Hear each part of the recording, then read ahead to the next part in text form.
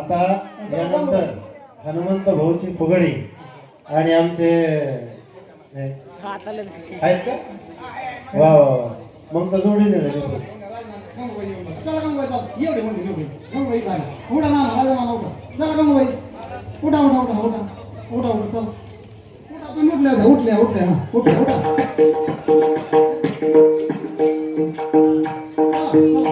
चला उठा